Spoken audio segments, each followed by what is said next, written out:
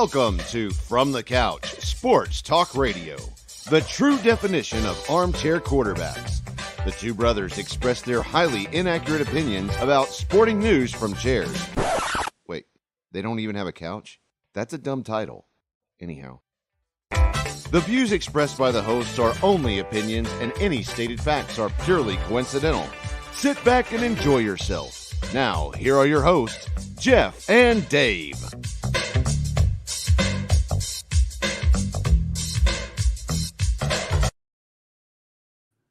Good evening, everybody. It is Thursday night, and it is From the Couch.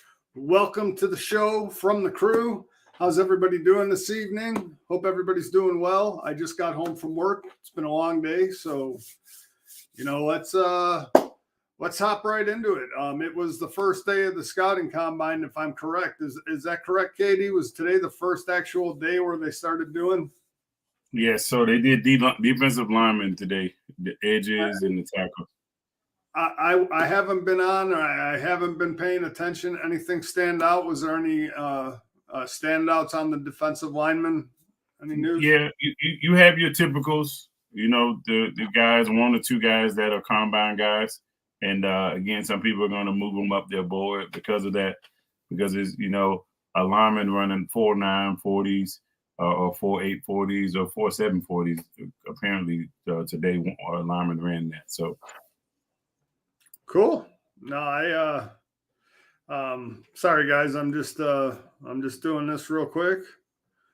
Just want to make sure I'm sharing this to everybody, because everybody come on in. I know you're not used to the 2 nights a week thing, but we are doing this up until free agency and maybe beyond. After that, we'll see what happens, because there's always things to talk about NFL wise and so on and so forth. But as you can see up on the screen right now, we're doing our AFC West profile. So the first team that we're going to be bringing up today is going to be the Denver Broncos. Eric, would you like to talk about Denver? I would love to talk Denver. Alrighty, so have at it, my friend. So we're negative 13 million and some change. Not really any big notable free agencies outside of Josie Jewell has been kind of big to them on defense. And Cushenberry, maybe, depending on how you feel about his quality of play. Got a lot of needs outside. They need the line inside and outside, safety, linebacker, wide receiver, tight end, to DL. And I would say quarterback, because they got to figure out the biggest question, is Russell Wilson going to be the guy?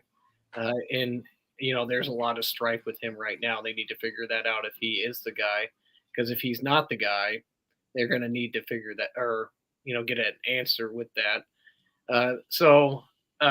They've got some decent draft, or not a lot of draft capital actually. 12th, 76 in the 121. So they're going to probably do a lot of damage with probably cutting contracts. I would assume Russell's contract will get extended or terminated, or something's going to happen there to free up some money. I don't think they'll pay him what they're going to pay him. And then otherwise, this is a team that's going to need to be some creative thinking. As our host always says, the salary cap is fictitious. So we're going to really find out if the salary cap is fictitious in Denver, because they have a lot of needs. And this is a team that, was competitive through the year, but wasn't competitive enough. And John Elway is not the type that's probably going to sit there and field a bad team for year after year. So I expect an interesting and an aggressive offseason. So, Eric, let me ask you this question. So because of Denver's relatively minute draft picks and where they're picking, again, to Katie's point, you still have 4 picks in the top 150, which again is good, because you can get value and you can get decent players in those positions. And I think everybody can safely assume that Russell Wilson is not going to be in Denver this year. I think that's a safe assumption, but things happen and we've been proven wrong. So let me ask you this. They do get rid of Russell Wilson. They're picking 12th. What do you see them doing at the quarterback position?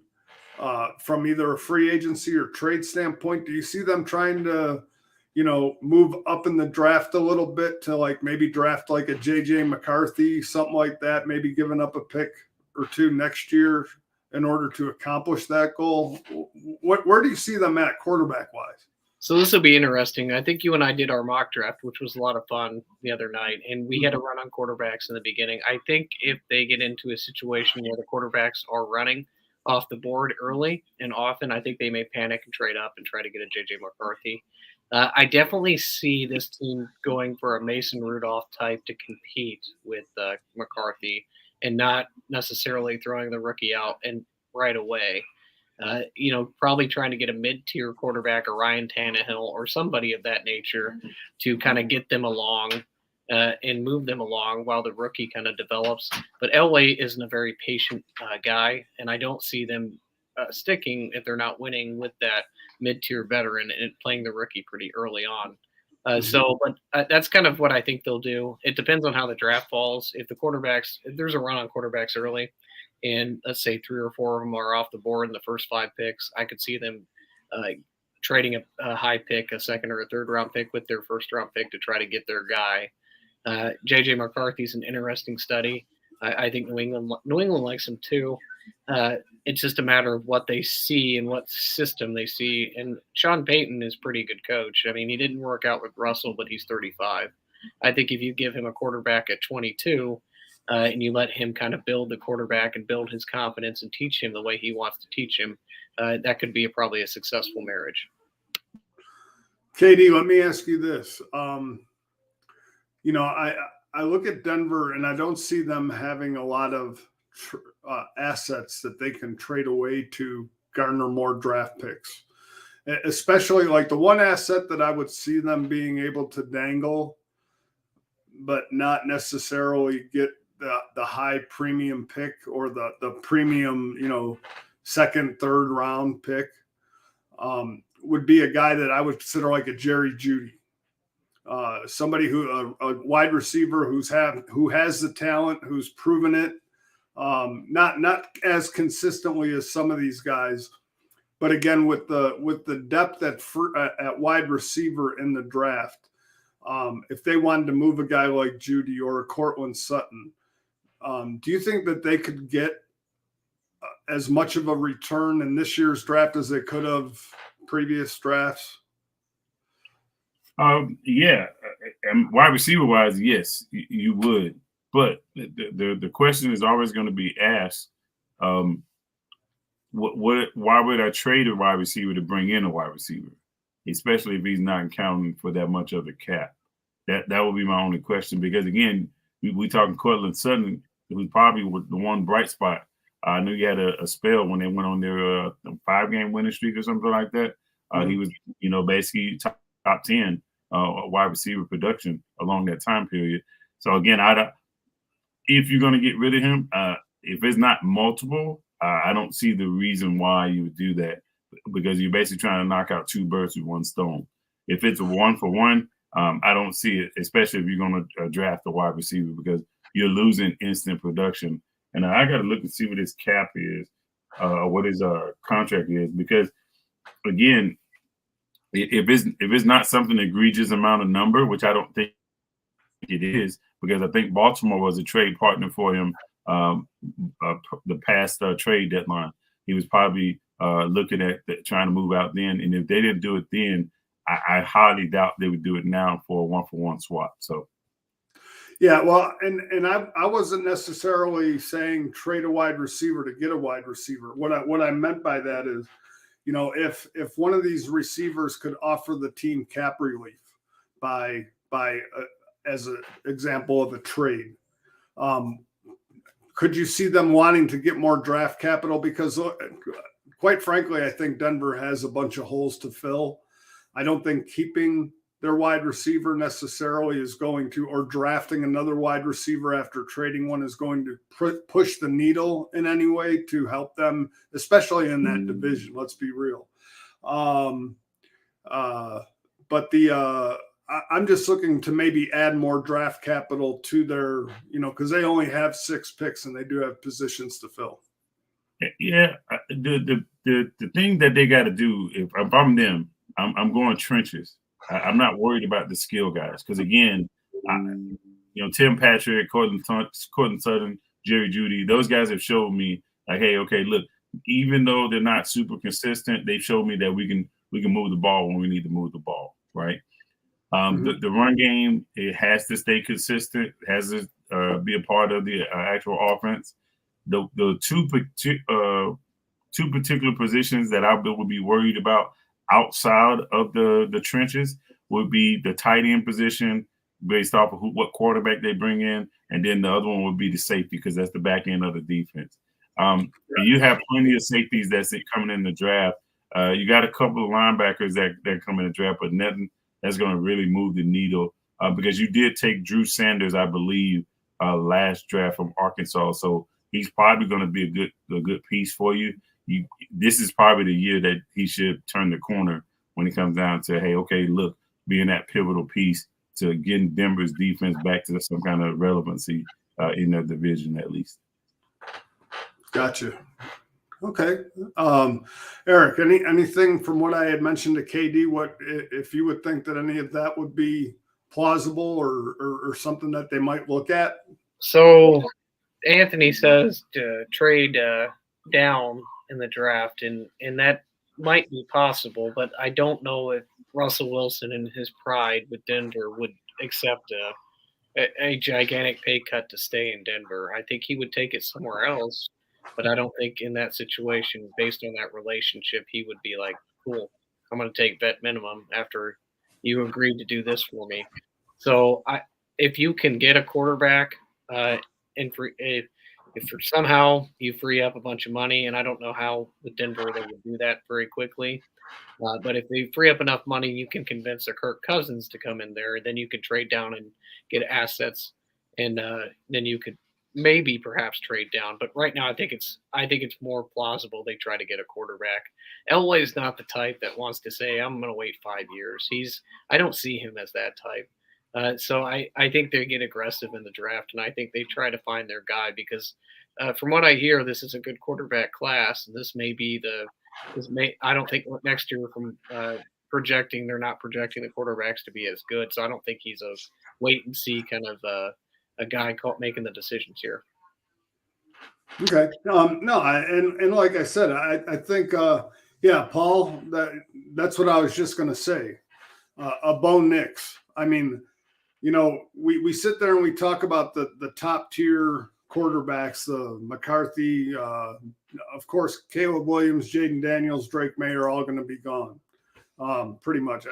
I think McCarthy is going to be the guy where once he's drafted, I think the quarterbacks are going to tend to fade away into the maybe early second round, mid second round.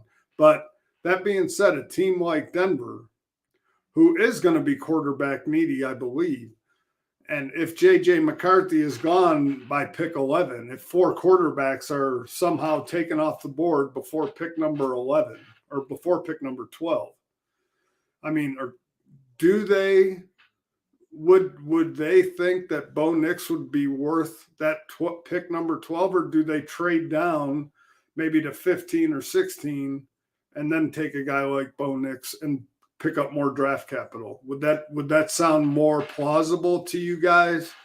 Depending on the needs of the teams and who's left at pick number 12, would that sound reasonable to either of you? I mean, when we say trade down to 15 or 16, we got to make sure that 15 and 16 is willing to do that. Because again, we're talking about the Colts, we're talking about the Seahawks. If we send there saying, hey, we want to move a couple spots down, again, those teams have to agree to that. And sure. Again, those particular players have to be the ones that, hey, okay, look, I'm willing to wait on this. If I see if that is the case and Bo Nix is gone for whatever reason, or the quarterback they want is gone, you can definitely trade back and get some 60s or 50 picks, 60-ish, 50-ish pick, and then you can take a guy like a Spencer Rattler, because you got to remember you still have Jarrett Stidham. You have Jarrett Stidham sitting there in Denver, So you can create a little small mini quarterback competition, if you will, and something that's not going to break the bank. So if you hit on Stidham, good. If you don't hit on Stidham and you get a Spencer Rattler, who's a good piece to build around, I think you can roll with that too. Just again, don't give him the biggest piece of steak just yet. Allow him to gnaw on some of it, but not all of it, because again, you got to make sure you know what you're getting before you start to put all these different assets out there for him. So Anthony says Bo Nix going to the Rams. I don't know, maybe. I mean, they're going to have to prepare for life after Stafford. But no, but when you think about it, those two teams, the Seahawks and who was the other team that you said, 15, 16, the Colts? The Colts. I look at the Colts as an interesting choice because at 12, if they were to trade down, I think the one area, depending on what happens with Michael Pittman in free agency and whatnot, the one area that they might want to pounce upon if Denver and the Colts were amenable, thinking if Denver could get that quarterback at 15, I do think that the Colts are going to have a serious need at the wide receiver position and possibly moving up those 4 spots or 3 spots and giving up a day 2 pick, a second or a third round pick. I wouldn't necessarily be shocked if a team like the Colts were to try to make a trade with Denver for that reason alone, just because I think the Colts with Anthony Richardson, they need to have more playmakers around him. And if Pittman is gone, I could actually see something like a scenario like that would benefit both the Colts and the Broncos. So just something to think about. Eric, were you going to say something before I jumped in? Nope, ready to move on with Denver. All righty. So, all right, going from Denver, we are going to be talking today about the Kansas City Chiefs. KD, I'm going to let your expertise with upper crust teams, because you are a Baltimore fan. So I'm going to let you talk about Kansas City, because I don't want to appear as biased because they beat the Bills every year in the playoffs. So go ahead. So the Kansas City Chiefs is pretty interesting because, again, they won the Super Bowl, obviously, and you would think they would be in cap hell, but they've been hidden on some of their picks in the recent drafts. In fact, some people probably said, hey, they've been a little too good in some of the players they picked when it comes down to L'Jarius Sneed and Pacheco. So what's going to be even more interesting, because they got some notable free agents that are huge. In fact, I think one guy already got told they're going to pretty much release him. It's MVS. I'm looking for, again, I think Mecole Hardman is probably going to be the next one. Willie Gay, I know for a fact they do not want to lose him. But however, the going rate for the middle linebacker is 16 to 20 million when it comes down to linebackers. Do they actually want to continue kicking that can down the road, or saying, hey, look, we want to move into a younger linebacker role for somebody else to basically go pay Willie Gay instead of them doing it? The one I think, again, a lot of the Chiefs fans said, Donovan Smith was not worth it. They were not going to probably bring him back. I didn't think he was super bad, but again, I didn't watch all of the Chiefs games either. And then the last one that you absolutely have to hit, you got to bring back Chris Jones. If you let Chris Jones walk out of your building, for me, I think you change the dynamic of that team. Because he's the heartbeat of it, whether it's interior pressure, whether it's run stoppage, whether it's just having to account for a player that can wreck your game. I just think Chris Jones is that guy. He just doesn't get the love that he should get across the league because he's just as dominant as the other guys that are labeled as premier pass rushers. For their draft picks, most teams with this type of order would probably be viewed as upon like, hey, look, we're going to take a year off and then we'll come back. But for them, they're cool with taking the scraps and saying, hey, look, all right, you guys didn't like this particular player, but we're going to go ahead and take him because this particular person can give us X, Y, and Z that we needed on the offense. And it may not be the shiny object. It may be some little small school kid that they look at and say, hey, look, we need this person to be our rover on the defense. All right, we're going to pick that particular person. Whereas with some of us, we probably just scratching our head like, hey, okay, why did they take this guy? But in the whole actuality, they have a role for that particular person already. Their needs, again, if you let some of these guys go, those needs are going to be amplified even more, and to the point to where you probably have to double up in the draft. So again, I think Kansas City is probably going to end up signing 4 out of the 6 of these guys back because, again, we haven't even seen some of the people that they can restructure to get a little bit more cap. And if they get a little bit more cap, closer to $40 million, I think they can probably bring all these guys back because, again, when you win the Super Bowl, a lot of players say they want their bag, but then they know they got a chance to go back and win another Super Bowl, just like Tampa Bay did. A lot of guys will say, "Hey, look, let's go ahead and run it back, and let's see where we end up going." So, yeah. So let me just break this down a little bit. First of all, they are cutting MVS, and that's going to save them $12 million in cap space. So they go to $40 million. Okay. They are tagging L'Jarius Sneed, but they are giving L'Jarius Sneed the opportunity to seek a trade, which means that if L'Jarius Sneed finds a trade partner, they will rescind the cap and allow that trade to take place. So those are 2 moves that they've made. In terms of Chris Jones, the one thing that I will say about Chris Jones is I think this year, I think Chris Jones finally got the love from the league that he deserved because I really believe that Chris Jones was such a difference maker. It was hard for him not to get that love. I mean, what he did on that Kansas City defense, I mean, that he was the anchor of that defense, and Kansas City's defense showed out this year, and it started up front, and Chris Jones was a part of that from the beginning. And I cannot see a scenario where they let Chris Jones walk away in free agency, but I do not think that he is going to get the franchise tag because the franchise tag for defensive ends is astronomical. So I don't think you're going to see that. I think they're working now towards trying to do a 2 or 3 year extension with Chris Jones. I think if they can't come up with something, I don't know what team is really going to be able to offer Chris Jones the things that Kansas City can. I mean, if I know money's an issue, I mean, Chris Jones has already won 2 Super Bowls with Kansas City. So, maybe he does chase the bucks. Maybe he does go after the money. He's already got the rings. Maybe he does go after the money because this is probably his last true payday, I guess, so to speak. So I think Kansas City will do everything in their power to try to keep him. Eric, looking at this, I know a lot of people have talked about, at 32, Kansas City wants to draft a receiver. Personally, I think they find their receiver in free agency, the one guy that they really need, the veteran guy.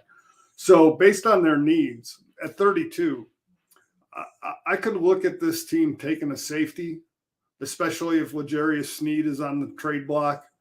And there might be a couple good ones out there at the end of the first round. Give me your thoughts and just what you think and where they could possibly go. So a couple things I want to mention first off. We are so in love with points and scoring that Tommy Townsend probably was the MVP of the Super Bowl. Because in the beginning, when Kansas City wasn't doing dog crap, Tommy Townsend was getting phenomenal punts off and dictating field position for the defense and kept them in the game. So he is going to get paid. And we don't talk about punters and give punters love, but if Pat McAfee ever listens to this, man, give the punter some love here. Pay the guy, give him the bag. So as for their needs, it depends on what happens in the draft and where, if there's a run on certain positions. So if the corners and the safeties, if Cooper DeJean, if Kool-Aid, if all these guys go in the draft before Kansas City, and you have a decent wide receiver because it's a deep wide receiver draft, they're going to need more than one. I don't disagree. I think they throw the bag at a Mike Evans, or I think they throw the bag at a big-time wide receiver to give Patrick Mahomes, and as the rich get richer. But I do think you need multiple wide receivers because at times during the year you had multiple failures at wide receiver where it was really bad, including that Raiders game, which blows my mind. Kudos to Patrick Mahomes for getting this team to the Super Bowl. If you watched them on Christmas Day, they were dog crap against the Raiders. They were really bad. And so the fact that he was able to will this team and get the ship corrected is a credit to him and Andy Reid. But in order for this not to happen, again, and not rely on the greatness of a quarterback and a coach willing you to the Super Bowl every year, if they want to be as good as they want to be, we're going to need 2 or 3 wide receivers to come in here. Gotcha. No, and for your Tommy Townsend, it's an unfortunate reality, but they did sign Matt Ariza. Tommy Townsend is going to walk. He's just a cheaper option. I mean, we saw flashes of what Matt Ariza can do in the preseason with Buffalo. Let's debate punting. What's that? I said, let's debate punting. Tommy Townsend's a proven product. Matt Ariza. Well, no, I get it, but I just when they signed Matt Ariza, I think the writing on the wall, because I think they know that the money that they have is going to be going to, guys that they think are going to make a difference on the scoreboard and on the defense. And the way I look at it is if one of your priorities is to sign your punter and give him a hefty contract, that means you're not a good team if you're going to be punting the ball more than you need to. And trust me, I get the argument because in the Super Bowl, Tommy Townsend flipped the field position numerous times, and that's just as important. Don't get me wrong, okay? And again, I think maybe a Matt Ariza on the Chiefs might be the bad choice because Matt Ariza is known for his booming punt god, 80-yard punts, and I don't think they're going to be punting from much beyond midfield most of the season. So he's going to have to learn to rein his punts in and be able to angle and kick it inside the 20 and do all these things that Tommy Townsend was fantastic at, especially in the Super Bowl. So, Dave, I love that we're breaking down punting tonight. Just people of the show, give the punters some love. I love it, and it's absolutely a fun chat. But moving forward, I think I don't disagree. I think they get Matt Ariza cheaper. As a fan of a team who relies on their punting a lot, I would love to have Tommy Townsend. I think he's a fantastic punter. And you're right. I think special teams is sometimes so overlooked. Yeah. Especially on a team like Kansas City, when you're a Super Bowl champ, you really can break down the nitty-gritty nuts and bolts because this team it needs some, but it doesn't need a lot. It just needs some tweaking. The skill position players, the wide receivers, especially with a guy like Mahomes, need to get better. They need to be dependable.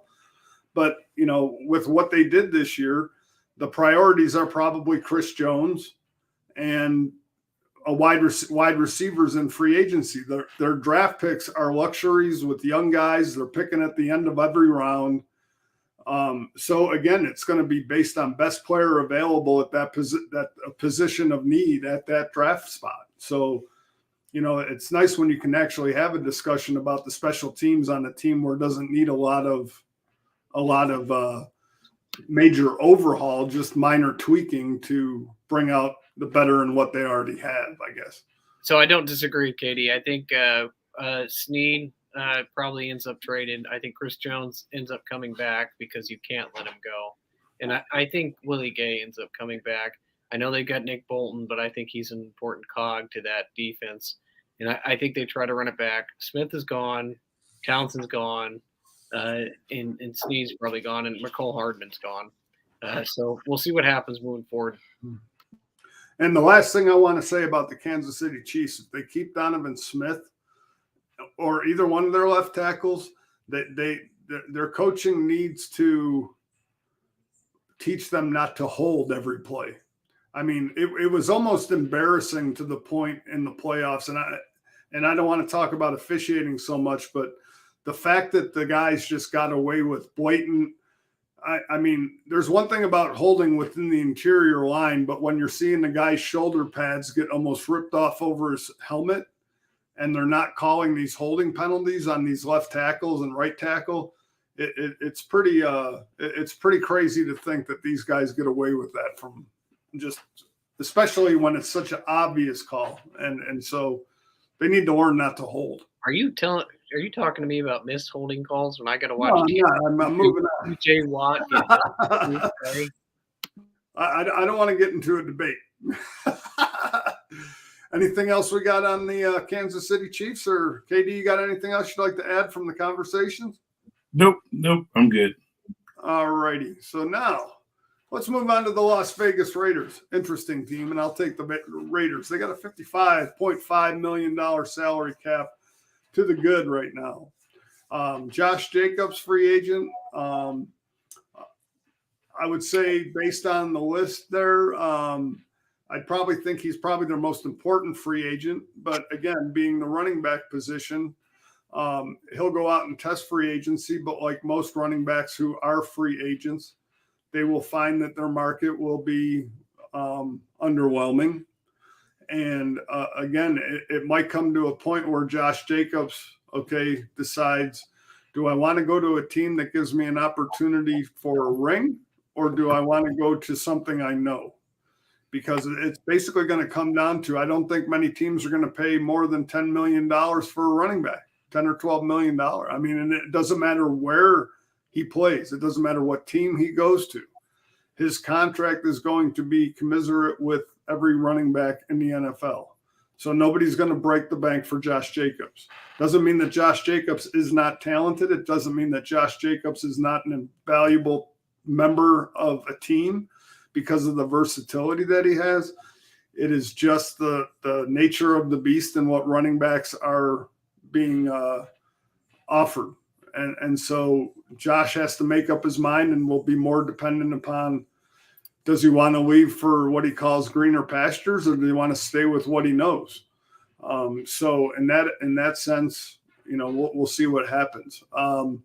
In terms of their draft picks, they have 9, which is the second most of all teams in the NFL in draft picks with 9.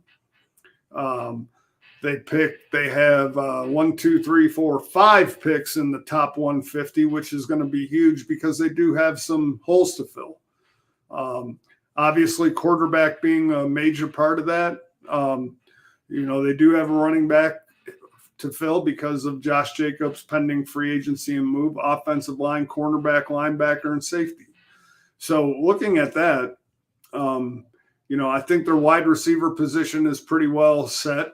They might need a third wide receiver, a little slot guy, because they have Jacoby Myers and they have Devontae Adams. Neither one of those gentlemen are going anywhere.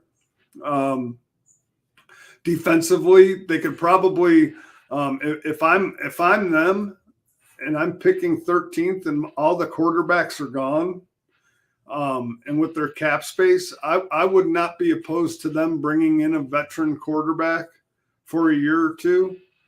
And at their 13th pick, I would not be surprised if they did go out and sign an edge rusher opposite of Max Crosby, somebody who can help put that pressure on the quarterback and maintain that pressure on the quarterback. We did do that mock draft, Eric, and we had Jared Verse going later on in the 20s or in the low 20s. But a guy like that on a team like the Raiders, opposite of a Max Crosby, your secondary doesn't have to be grade A number 1 secondary, because if you can apply pressure to a quarterback and you can force him off his spot and do that, your cornerbacks in secondary don't have to hold coverage as long as, and they can move on the ball and make plays based off the rhythm of the front, your front seven. So again, I look at the Raiders in a position where that might be another team that could move up in the draft because they do have 9 draft picks. If they really need that quarterback, if they don't go sign a veteran, they might be willing to package some picks and move up to get a quarterback. A JJ McCarthy, if they can move up, if they can find that team that is willing to move down. But yeah, I look at the Raiders right now. I mean, I don't think the Raiders are that far off to being competitive. I think a quarterback would go a long way towards helping that their goal out, obviously. They have said that they're happy with Aiden O'Connell, though. So again, it's a new coach. I mean, I know he coached the last 6 weeks of the season after McDaniel got fired, and they played for him and they played hard for him. Regardless of the outcome, they won a lot of games that they weren't supposed to win, Kansas City being one of them. So again, you got players who actually believe in a coach. So, I think the Raiders can make some noise. They got the money to do it, obviously, and they could get more. So, we'll see what happens. Anybody have comments on the Raiders? I'll be quick and we can move on. I don't disagree. You kind of hit everything right there with it. It's the question of, and a lot of teams is what do you do at quarterback? I don't necessarily think they're going to sit here and do another veteran after Jimmy Garoppolo. And them saying, hey, we're happy with Aiden O'Connell is the same as Omar Khan coming out here and saying, we're happy with Kenny Pickett. If you got an opportunity to upgrade the position, you're going to go upgrade the position. And you're not going to sit there and roll Aiden O'Connell out for 17 games and say, we're going to compete with Kansas City. You might beat them, but you won't. I mean, you're going to be 9-8. So this is a team that's got the capital to go trade up the draft and get Jaden Daniels and make a noise with the quarterback. And Antonio Pierce is going to want his own quarterback and his own system to kind of build around. So they'll probably package the 13th and the 44th pick and a second-round pick next year and move up and go get a quarterback. And if I was gambling, and since we're talking about Vegas, and by the way, I don't condone it, but if we are, they're going to probably go get a quarterback. Yeah. Katie. Yeah, for me, I think the Raiders are in good position based off where they finished last year. Having a lot of draft picks, having a lot of money, that means, hey, look, I don't have to overspend. I don't have to reach for nothing. And I got enough draft capital to go out and pick some young pieces and have them all grow together. The one thing that's going to be very interesting to me is going to be the cornerback position. Because, again, if you're looking at some of the picks that they have, it is not loaded with cornerbacks. You're going to have to be very, very meticulous about which ones you want. Do you want taller corners? Do you want shorter, speedster type of guys? And then the safety, again, because you got to have that back end right. Again, they don't have to be, total shutdown guys, but they got to be smart enough to know what kind of pass rush is being generated so they don't know how hard they need to play their coverage. Because that's the one thing that was hurting the Raiders late in games is they was giving up big plays or teams were just going up and down the field on them. So, again, you need a smart safety. You need some cornerbacks that can cover because I think the offense will be the offense. They'll be fine with the offense because, again, they're not going to go out and try and score 50 points every game. I think they're more focused on the defensive side, which is what Antonio Pierce's mindset is, to basically hit things that move. So let me ask you one question, and it just came to my head. But it's not a need, obviously. And with the $55 million, they probably have the luxury of going out and not necessarily, especially in free agency, getting everything they need. But they might have to because if they are going to try to move up, they are going to lose draft capital this year, and they're going to want to try to fulfill a lot of needs in free agency. Cornerback being one, maybe safety. being another because of where they pick and what they might have to give up to move up far enough.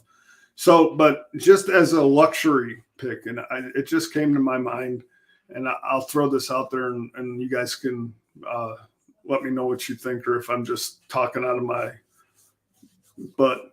Do you think a guy like a Tyler Boyd signing with the Raiders to go to play more of that slot kind of guy, like he was the third option in Cincinnati, do you think that would work out to help free up Devontae Adams and Jacoby Myers? Because let's face it, the Raiders do have two number one receivers.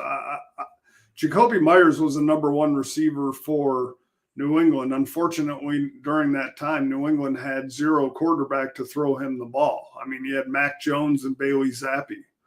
And again, it might not be a need, but if they can get him relatively inexpensive, do you think that might be one of those luxury signings that would at least give them more options in their offense, especially if they end up losing a Jacoby or a Josh Jacobs?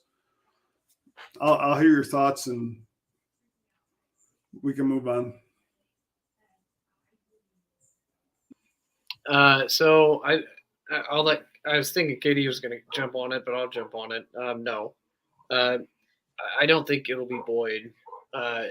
It'll be somebody. They'll get some slot receiver probably to add into that offense, but I think they go heavy into the defense with their money. And I think offensively, I think they go young, and there's a deep receiver class, and they just add a young guy to go run with the two studs at wide receiver. Whatever happened to, is Renfro still there, Hunter Renfro? Because I know he had a down year. Katie, is he still there? Yeah, he's still there. Yeah, I think he had a really good first year. I know last year he had some injury issues, and I think he missed some time. Well, I think he was in the doghouse with McDaniel. Did not even want to use him. I mean, he was one of their most consistent receivers. Josh is. So yeah. I think he gets it back, and so for that reason, I think they probably go in the third or fourth round and add a young guy to go with them. But I think you'll see some defensive signings. I think they'll be aggressive. I think if Chris Jones makes it, and I think Chris Jones ends up back, but if Chris Jones makes it to free agency on day one, I think the Raiders will be like, "Hey, we'll give you the entire stadium. Come over here," and they'll try to mess with KC and try to get him, but because they have the money to do it. But I think ideally this is a team that will make some additions to the defense. I think it needs to, because the defense let them down last year in a lot of games.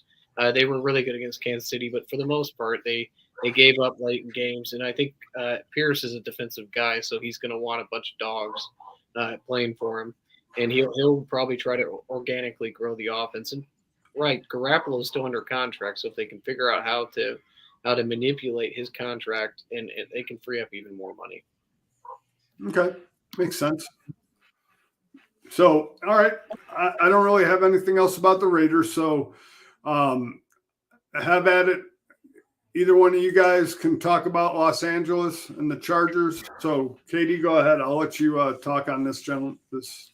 So, the Chargers, even though they got a little bit of their salary cap back with the extension and so forth, they're in a world of hurt, because they're slated to lose some firepower.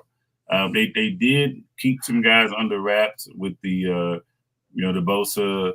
I think they're looking at trying to get Khalil Mack situated and so forth, because again, some people are calling about trying to trade him and stuff like that, and that's cool. But if you lose these guys, again, if we're looking at our draft is very, very sporadic, right?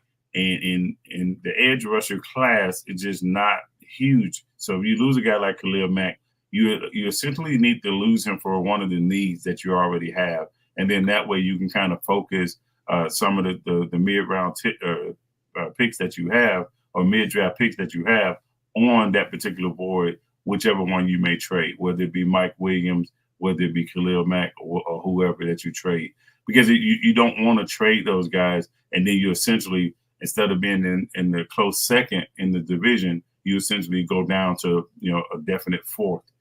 in the particular the division.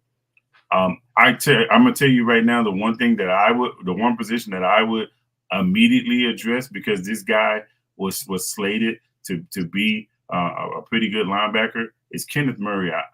And they're letting him go. I need to basically replace him. If it's not that 37th pick, it definitely has to be the 69th pick. I have to replace him. If not, I just see this particular draft not going well for them, because again, that's a key piece of bridging your front seven with your secondary. And if you don't have that, it's just not going to work out for you. The running backs, not too much worried about the running backs, because again, there's some decent running backs they can get in the draft. A guy like a Jalen Wright from Tennessee, Rashawn Ali from Marshall. You could take those type of guys, and those guys will be there even up to your 138th pick. Both of those guys probably will still be there. And for me, I think Harbaugh is the right coach to kind of come in and say, look, I'm going to tell you guys what I need exactly to make this thing work, and so forth. Because again, if this was any other coach that was less experienced, or a rookie head coach or whatnot, I would be worried. I would be worried, because now we're talking 3 or 4 years to try and get this right. And we all know, look, you don't have 3 or 4 years. We're talking about letting Kansas City run the division for 3 or 4 more years. That would be ludicrous, especially because you're looking at a team like the Raiders, who could probably propel everybody in the division. Because again, if they hit on their picks and hit on free agency, we having a whole nother conversation, especially if they get the likes of a Chris Jones, or if they make up a good trade package for a Khalil Mack, that could move the needle for them significantly. Basically, back in Las Vegas. So sure. Hey, so look at, I look at their team needs, and their first 3 team needs are basically all offensive players. I mean, and we understand that Keenan Allen's getting old. Mike, whatever his name is, the other wide receiver, Mike Williams. He's been injured every year he's played football. And you look at that 5th pick, and it doesn't take brains much to think. And I look at the Chargers right now, and I'm like, even if I tried to trade down, I would still get what I needed. But, I just look at that team, and like Malik Neighbors just pops right on the screen. And if I'm the Chargers, I'm probably, if he's there, I'm running up, like I said to Eric during our mock draft. Sorry, I keep bringing it up, but if Malik Neighbors is there, I'm probably running up before they even tell me the Los Angeles Chargers are on the clock, because, I mean, Justin Herbert needs more weapons. When you invest that much in a quarterback, you need to put playmakers around him. And the guys that he's losing, I mean, even though Austin Eckler, I mean, like I said, the running back position isn't valued, but he was an invaluable part of that offense and the things that he could do, because he was just an all-purpose player. So when you're looking at that, and you're looking at the fact that you're probably losing him, it just makes sense to me that you have to surround your franchise with these playmakers. So I mean, I don't know if you have anything to add, Eric, about their need like that, but it just makes all the sense in the world to me. Yeah, I mean, we can wrap. I mean, you hit everything pretty good. I think it'll be Neighbors, or it'll be, if he, for some reason, the receivers get a run early, maybe Brock Bowers. I mean, they may go tight end, and they may try to get him a weapon of some sort. Harbaugh is looking at this like, look, I got cap issues the first year. I've got flux. I'm going to take a year. I'm going to evaluate if I can make this work with Justin Herbert. I'm going to see what I've got. And then next year, I think he's a 2-year plan. 2 years, I'm going to try to make a run at this thing. So this year is going to be an evaluation process. I think they try to get him a weapon, and they try to see if he can really be, everybody loves the guy's attributes, but the guy hasn't really done anything big yet. I mean, we beat up certain quarterbacks on this show all the time, and I love to, but Herbert hasn't done half of that. And so, in order to be ordained the guy and be in that conversation of great quarterbacks, you've got to at some point do something. But so they give him a weapon, and they should give him the opportunity to show that this year. And then in 2 years, when they've got more cap issues, they can really work on fixing the defense. But I think this is a team that's got a lot of needs, and I don't think a John Harbaugh or Jim Harbaugh, excuse me, is going to come in there and fix it in a year. Right. Well, yeah, and for sure. I agree with you. I mean, the good thing about the Saints this year is they're not going back into a season where Brandon Staley's still the coach, and it's either, win now or, you're done. So, I think bringing a guy like Harbaugh in, or any coach for that matter, you're going to give them time to build that team and do the things necessary to get that team. And it's not going to be an overnight fix because you are losing some significant players. Like Katie said, like Kenneth Murray. I mean, if you can't re-sign Kenneth Murray, okay, your linebacking core has to be rebuilt. You still have Joey Bosa, but you need that opposite edge rusher. And you have the picks. You have 8 picks in this draft, and I don't think you're in any. You don't have to move from where you're at. You don't have to trade down. You don't have to trade up. You don't have to give up assets. You can sit where you are and fill those holes. Again, I think the only thing they really have to do is make cap space, whether that's readjusting Keenan Allen's contract, whether it's adjusting Justin Herbert's contract, whatever they have to do to get back into the positive to at least be able to fill a couple holes in free agency so they're not doing it solely through the draft. I think that would be good. It would be positive. But again, it's going to be a process, and I agree with that. Katie, anything else you want to add about the Chargers? Yeah, I'm gonna be the first one going on record to say don't be surprised if they don't take 2 running backs, depending on who's gone, with Greg Roman as the new OC. If they lose Justin Kelly and Austin Eckler, so if they lose both of them, don't be surprised because they're what their cap situation is. If they go ahead and take 2 rookie running backs. Do you think Isaiah Spiller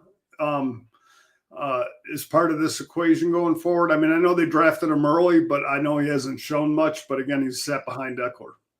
Right. I mean, I liked him. I liked him in college. But again, I just don't know if Harbaugh is going to want to keep any of the remnants from the past offense around because he's going to run things a little bit differently. I will tell you this, though. If his guy, Blake Corum, is there, that'll probably be the first running back that he'll probably take at 37 or either I think it's 69 or something like that. So if he's available, don't be surprised if Harbaugh reaches up and grab him. Sure. All right. Anything else you want to add? I'm good with the Chargers. Yeah, I'm good too. I mean, all right. Yep. Well, go ahead, Eric. What were you going to say?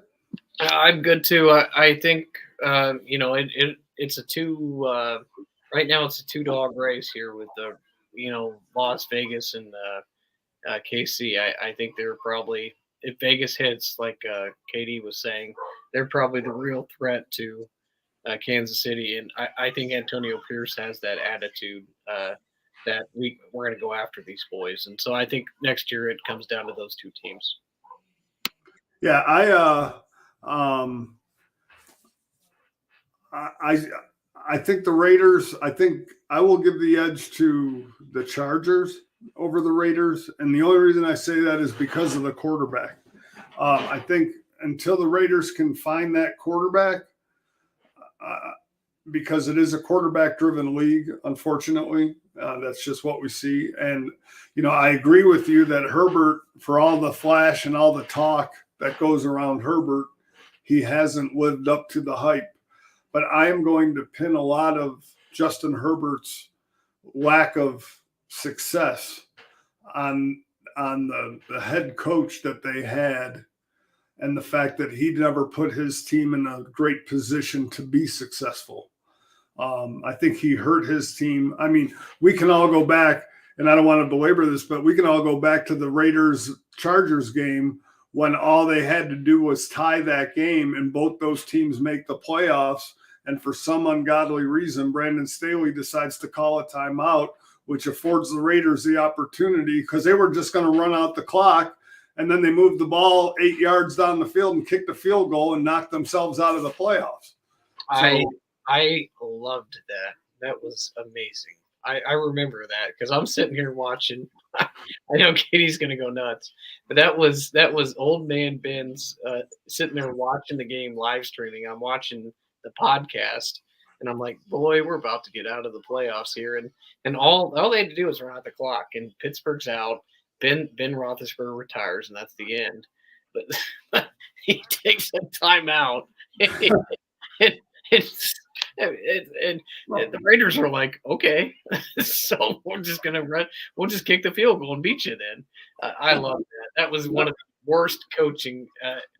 And that's why the fact that he wasn't fired after that season was just beyond me. I mean, there's no excuse. I mean, I've talked about coaches who don't know situational football. Well, that was definitely a non-situational moment for him. If I was the owner, I would have gone down onto the field. I'd have been like, look, bro, you're done. And I would have don't even go to the locker room. Yeah, just keep walking. You just cost me all these millions in a playoff game for, all this advertisements and crap that we're going to make the playoffs. And you just blew that to smithereens because you thought you could win. I mean, I don't even know. So go ahead, KD. I know you want to say something. You have that look on your face. Look, I don't care about his coaching. Because we hold other quarterbacks' feet to the fire in spite of their in spite of their coaching. If he's a top 5, a top 10 quarterback, that needs to show up. Period. Right. Point blank. Because I'm not going to continue to do this. He's not a 2-year quarterback no more. If we're going to sit here and say, hey, look, he's better than Lamar Jackson. He's going to compete a little bit more than Joe Burrow. He's second tier to Pat Mahomes. Then guess what? Hey, great players make great plays. It doesn't matter what your coach called. Be smart enough to overcome that. Because again, we're not going to sit here and say, hey, you're a failure because of your coaching. We're just going to say, hey, you're a failure. And if that is the case, it's a lot of respect given to quarterbacks. So they're getting that respect because, hey, even though this dude is an airhead, right? I'm going to still make him look semi-decent. Right. Because we've all had that issue where we question our head coaching decisions. But what did each one of our quarterbacks do? Overcome the situation. Sure. Overcome the idiocracy at times, the egotistical stuff that comes from head coaches. Because that's where you truly define your greatness. Because if we're going to sit and say, hey, Brandon Staley was the issue, then right now we're expecting what for the Chargers? They're gonna go 14-3. They're gonna go 13-4. Because Harbaugh has proven that give him the right players and he can make it to the Super Bowl. Right. Well, again, I look at the Chargers team right now that if I looked at it on paper and if they do the things, I mean, I could sit there and say, yeah, they could be 10-7. Okay, in that division, because with the exception of Kansas City, and I think the Raiders will be tougher. But again, with those exceptions, I think that division is, a 10-7 record in that division is not out of the realm of possibility. But again, and you're absolutely right, KD, because we do, I've sat here and said I don't think some quarterbacks have gotten a fair shake based on the organization that they were drafted in. Based on their inability to coach up quarterbacks who are decent. Okay. Case in point, Baker Mayfield. I think Baker Mayfield proved this year in Tampa with the right coaching.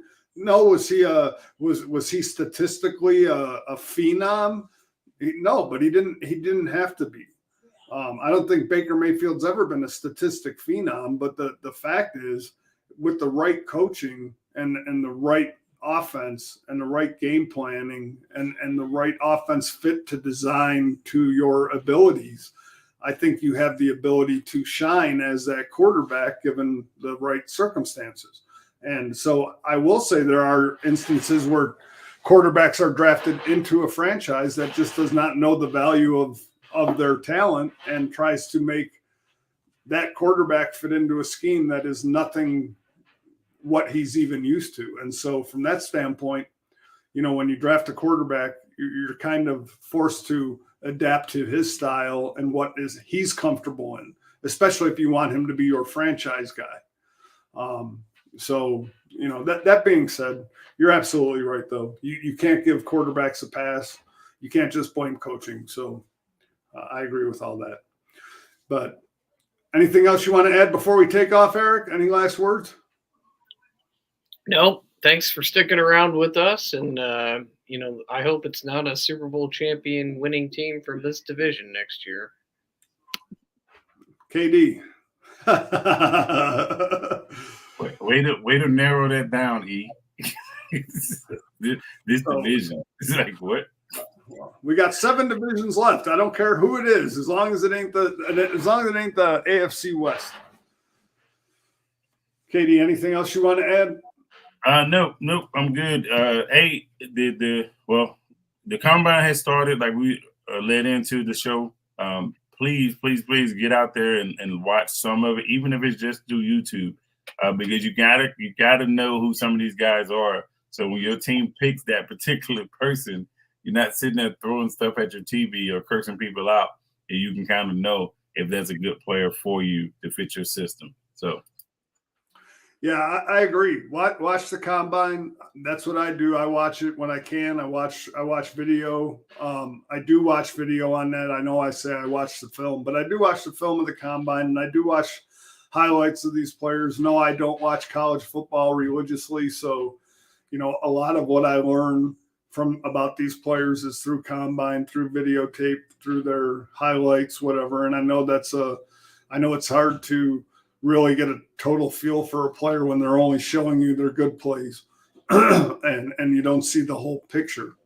But again, I think the one good thing about this, and I will wrap this up, is this year there really are not many coaches left or GMs that make that head-scratching pick, i.e. Bill Belichick.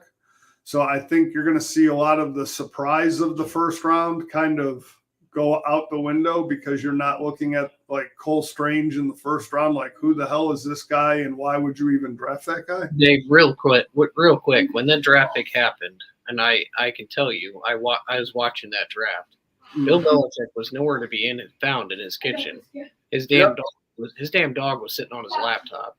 So I'm not convinced that his dog didn't accidentally hit the space bar or hit the enter button and they drafted that guy on accident.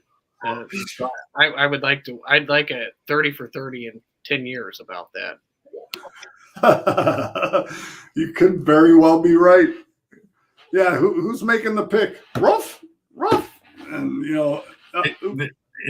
that's not right. That's not right. He had a good draft. He had a good combine and a good Senior Bowl.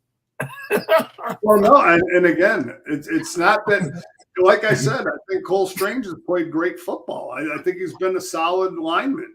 It was just so far I think all the draft guys on TV were like going to their undrafted free agent pool of paperwork to see like where the hell is this guy even listed on here. So I mean, I just don't think there's going to be that many shock and awe picks. I think the draft will kind of fall relative to how, a lot of people see it. Maybe not the name, but the position or whatever. But again, there's always surprises and there's always those. And you're going to see people's draft stock rise from the combine. So definitely watch.